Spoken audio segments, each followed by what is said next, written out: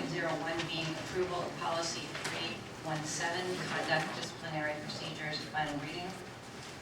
6.02, approval of policies 701, facilities planning, 702, gifts, grants, donations, 703, sanitary management, 704, maintenance, 705, safety, 706, property records, 706.1, disposal of surplus property, equipment, supplies, textbooks, 707, use of school facilities, grounds, 707.1, athletic field advertising, sponsorship, naming, and deletion of 705.1, maintenance vehicles, accidents.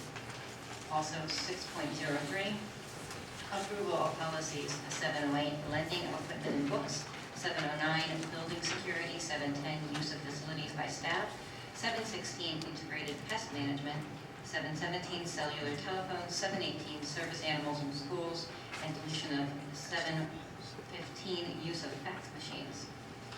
Motion for approval? So moved. Second. Any discussion? Hearing none, all in favor? Aye. Aye. All opposed? Okay. And we also have a 6.04, which is approval of the University of Scranton affiliation agreement.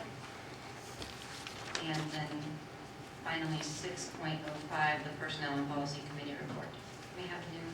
Yes, just one item for your attention that was added after a committee meeting, and that is a resignation of accounts payable secretary, effective May 6th of 2016. Make a motion for approval. Second. Any discussion? Hearing none, all in favor? Aye. Aye. All opposed? Thanks.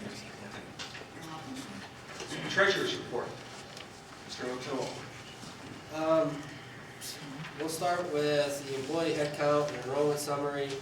Again, this is informational items that we just provided you. Any questions regarding either one of these? The next one is the investment summary. As I mentioned, I can't remember what we call which policy in the 600s days, but we would provide an investment summary. This does provide you the summary of our investments. I will say the investments with PNC, we pulled out as of April 1st, as it is it's no longer cost effective to be in this investment account because the fees will outweigh the interest earned.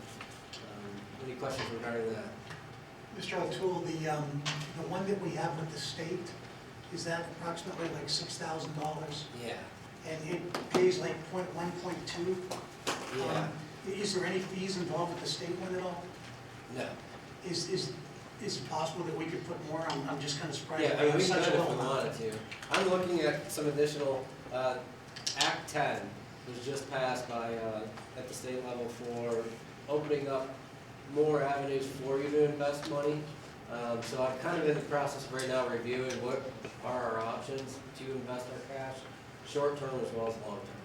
Totally secured, or some of them somewhat risky? Part of our policy, it has to be secured. It has to follow state code states it has to fall under Act 80, which is pretty secure. I can't recall off the top of my head what Act 10, what changes exactly it was, but it did open up different avenues to invest money. Any reason that balance with the state is so small, $6,000? It was that money was in there since I've been here, Okay. before I started.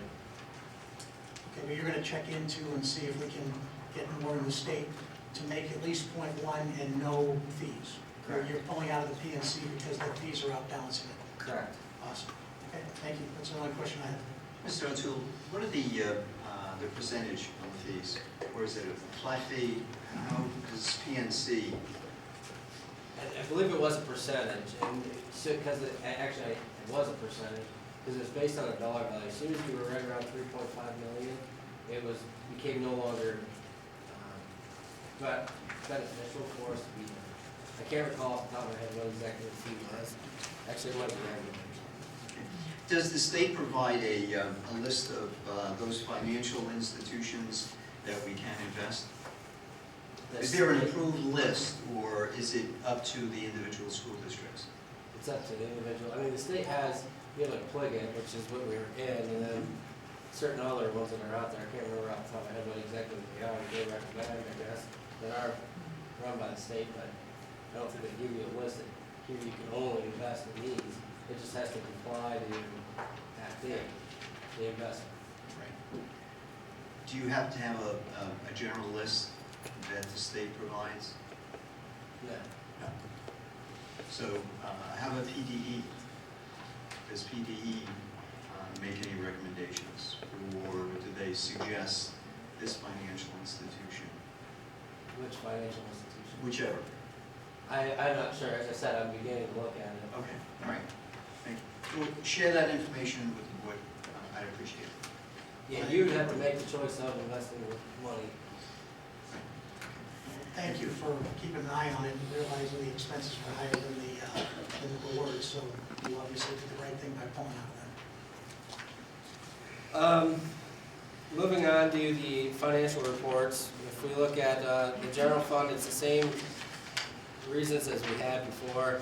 Obviously, our real estate, if we look at our year-to-date variance, our real estate taxes are going to be higher as we have increased our tax rate.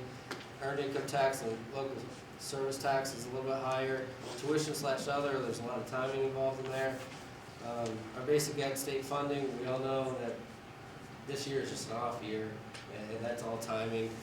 I believe it was Harrisburg Code 1569, if I remember the code correctly, that the additional $200 million the state did allocate out for basic ed and Ready to Learn grant will be forced to be allocated out using the Basic Education Funding Commission's recommended formula as compared to the state administration formula they decided to use. That should be about $170,000 swing in favor for us. The other state revenue, this is, we get reimbursed halfback for PSERS as well as FICA. If your PSER costs are increasing, your reimbursement's going to increase, that's creating that variance. Federal revenue, a lot of timing. Moving down into the expenditures, you're looking at for regular instruction, your raises, our LOA costs are up this year. Benefits is going to be the same across the board, medical and PSERS increase. Move down to support services, $129,000. If you even refer back to the headcount report, you'll see that we did save or absorb through attrition a few positions, which is resulting in net savings. Again, benefits I just mentioned. Transportation, that's timing. Transportation costs will be higher this year as compared to last year as our rates did increase.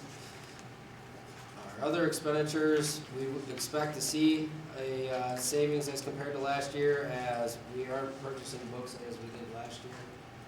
And then, again, the salaries between raises and the benefits with PSER cost for the non-instructional will be unfavorable as well. Any questions with the general fund? A question about tuition. Moving forward into next school year, am I correct that we're not going to be accepting tuition students? Correct. But the one that is allowed, is it only the teachers or is it any of our employees? Just the teachers.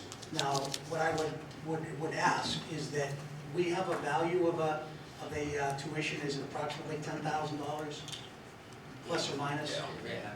I feel that it would be fair that if a teacher gets that benefit, that they get 1099 for the additional income. They have one kid, they get 1099 for 10K. If they have 4 kids, they get an additional $40,000 that they pay taxes on, because that truly costs us money. And I know that was negotiated for them, but I think that that is a value added, and I think that by rights they should be paying taxes on that, because that's giving them something that another teacher doesn't have. Is that? I think we'd have to look at that, whether that is an appropriate benefit and whether that's the charge them for. Well, I think it's illegal if you don't 1099 them. I'm sorry. I thought we looked at that. We have discussed that. Yeah. But I think that according to the IRS code, that is a thing that's provided to them that is of value, of tangible value. And I think that if you don't do it, if you just overlook it, you're breaking the IRS law. I'm not saying that. What I'm saying is that we need to look at it and make sure what you're, I'm not questioning you, but I haven't looked at the code section in regard to that, and we want to make sure we're doing it right. Can I make a motion that we follow through on that and see whether that is 1099able according to federal IRS codes? And if it is, you would report back to us one way or the other? I will do that. You don't need to make a motion to that. We'll investigate and get back.